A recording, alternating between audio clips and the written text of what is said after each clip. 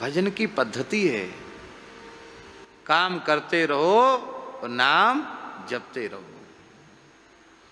इसलिए राम कहत चलू, राम कहत चलू, राम कहत चलू भाई रे।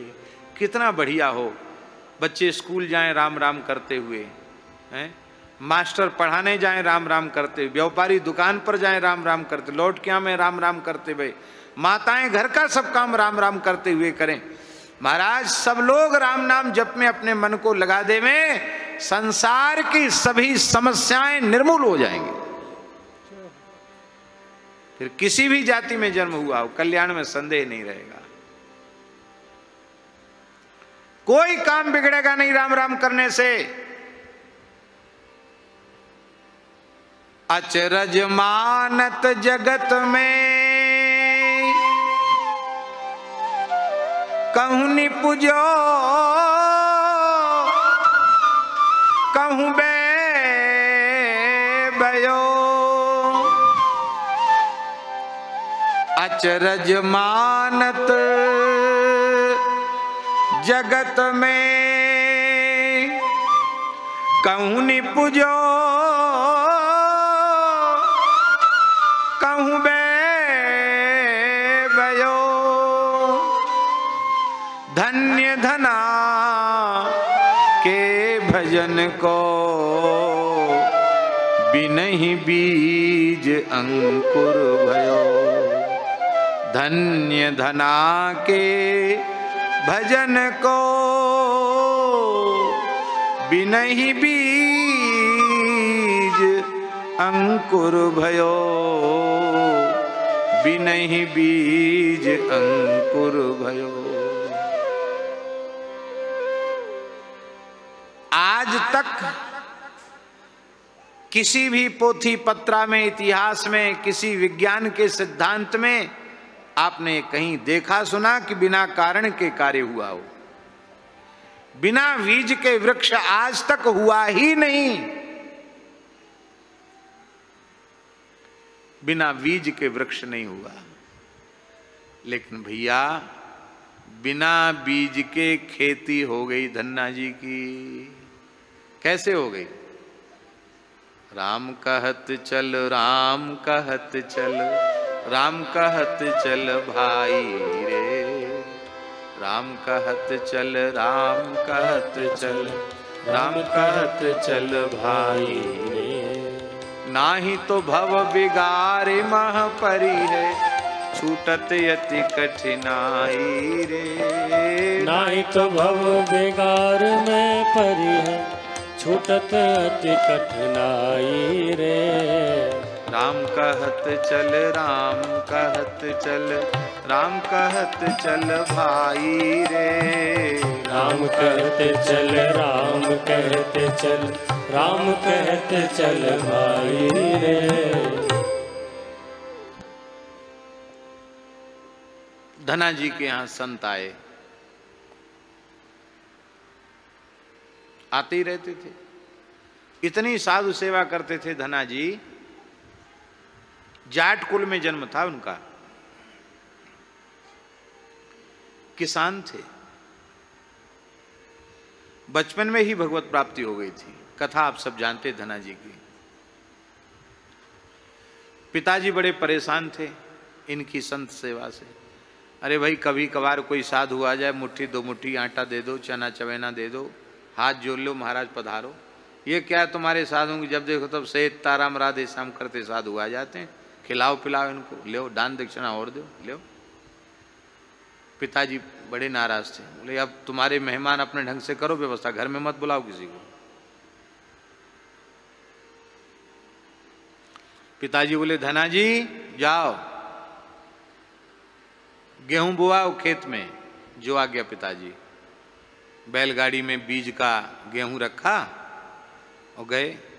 एक जमात मिल गई सामने से, सीताराम सीताराम। अरे महाराज तो मंगलमय प्रभात है, सवेरे सवेरे इतने संतों का दर्शन हो गया। आप लोग कहाँ पधार रहे हैं? बोले हम तो यहाँ पुष्कर जी आए थे दर्शन करने राजस्थान में। तो यहाँ हमने सुना कि जगत गुरु श्री रामानंदाचार्य भगवान के एक शिष्य हैं धना जी, उनको बचपन में ही भगवान का दर्शन हो गया। एक सिद्ध महापुरुष के आचार्य के शिष्य हैं, तो हम भी धना जी का दर्शन करने आए। धना जी संकोच में गड़ गए। द्वादश तिलक तो लगाए थे धना जी, सुंदर रामानंदी द्वादश तिलक। धना जी संकोच में गड़ गए, कान पर हाथ रख लिया, महाराज झूठी बड़ाई न करें, इस दीनहीन बालक को ही लोग धन्ना भगत कहते हैं। ओहो, आप हैं धन्ना भगत, वाह, अरे वाह जी वाह, इतने सरल कहाँ। बोले पिताजी की आज्ञा है, खेत में गेहूं बोने जा रहे हैं। तो ठीक है महाराज, आप गेहूं बो के आओ, हम आपके घर पर जाते हैं, वहीं रुकेंगे, फिर आएंगे तो सत्संग होगा। अब धना जी सोचे कि पिताजी तो अभी 1-2 दिन पहले जमात आई थी, पिताजी ने झगड़ा करके कह दिया खबरदार अब किसी साधु को यहाँ बुलाया तो। इनको देखते ही पिताजी पता नहीं क्या करेंगे, अपमान करके भगा देंगे तो ठीक नहीं। बोले महाराज देखो, गांव में जाके क्या करोगे, आपको हमें दर्शन देकर कृतार्थ करना था, हमें तो दर्शन हो ही गए। तो महात्मा लोग तो विनोदी होते हैं, बोले अरे ऐसे थोड़ी, ऐसे खाली दर्शन से काम थोड़ी चलेगा। दाल बाटी चूरमा की कुछ रसोई बने, भोज भंडारा हो, सिया हरि नारायण गोविंदे हो, तब ना, ऐसे थोड़े ही। हमारे महाराज जी कहते कि एक त्यागी महात्मा थे, तो सवेरे से कहीं कुछ मिला नहीं खाने पीने को, 2-3 दिन हो गए थे, तीसरा दिन था। एक भगत सीधा साधा था, उसने देखा महात्मा है, बड़े जटाजूट त्यागी महात्मा है, बाबा सीताराम। तो तुरंत उन महात्मा ने जाके जोर से हाथ पकड़ लिया उसका। अरे बोले बाबा क्या कर रहे, हाथ पकड़ ले। बोले हाँ, चल घर ले चल अपने। महाराज घर ले चलें, क्यों?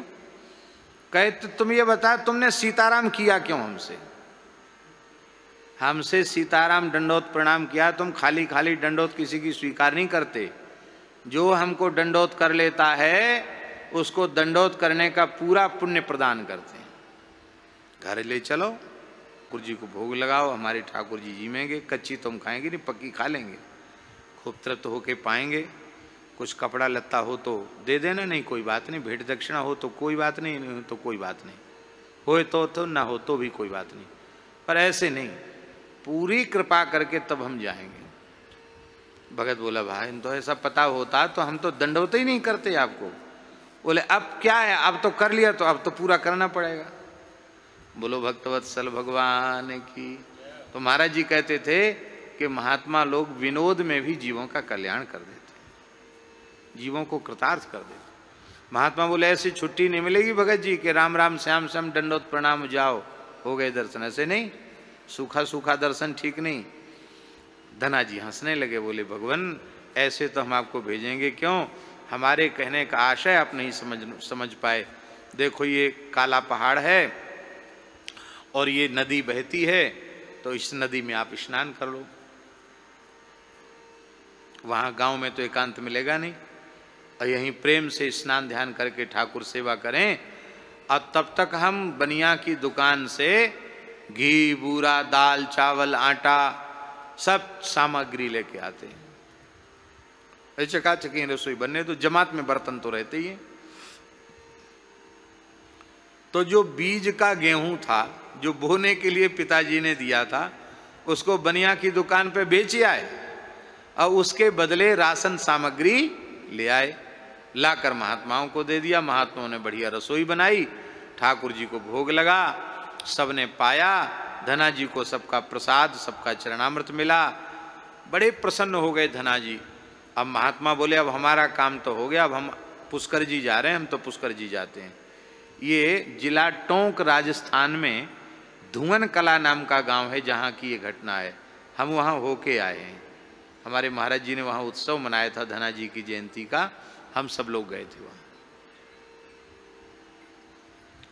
बड़ा पवित्र स्थान है। अब धना जी के मन में चिंता हुई। धना जी अपने मन में सोचने लगे कि अभी पिताजी से कलह हुआ था, कहा सुनी भई थी, अब फिर हम जाएंगे द्वारा कि पिताजी गेहूं लाओ बीज बोना है, तो कहेंगे पहले दिया था वो कहाँ गया,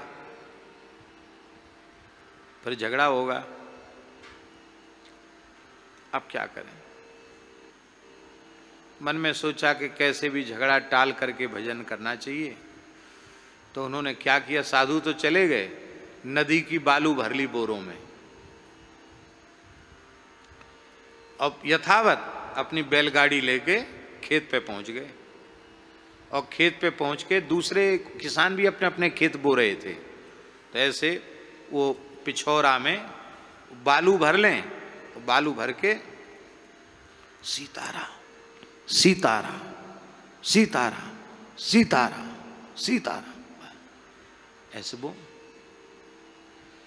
वो बोने का नाटक इसलिए कर रहे थे कि जिसमें कथनचित बात आवे तो हम प्रमाण के रूप में प्रस्तुत कर देंगे कि अमुक अमुक पड़ोसी किसान है, उनके सामने हमने बोया, अब नहीं उगा तो उसमें हम क्या करें।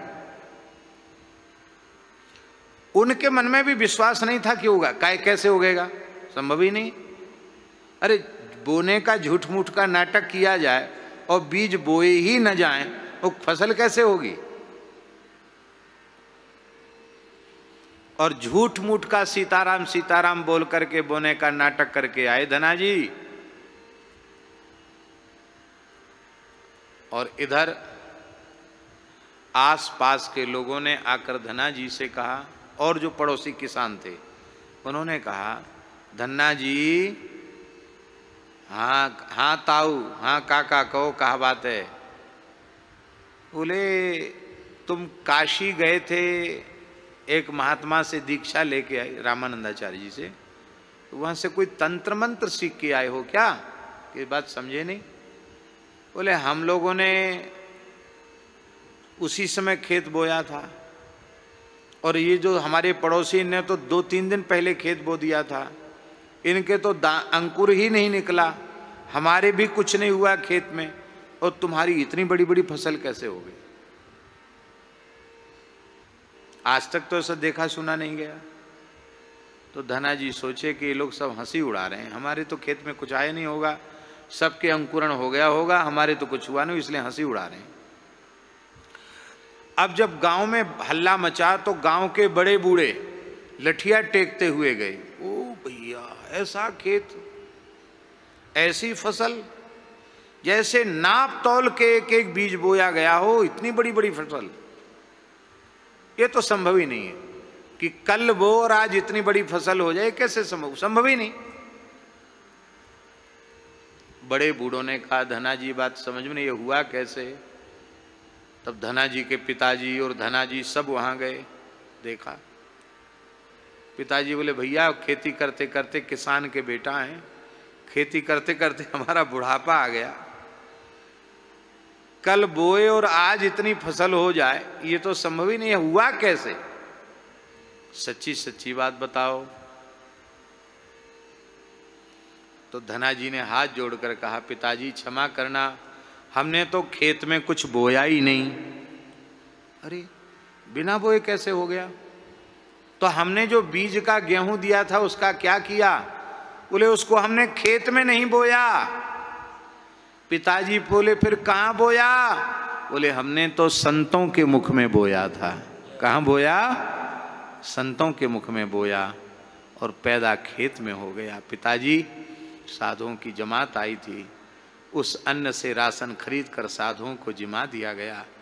झूठ मूठ का रेत भर के सीताराम सीताराम बोलकर बोने का नाटक कर दिया गया।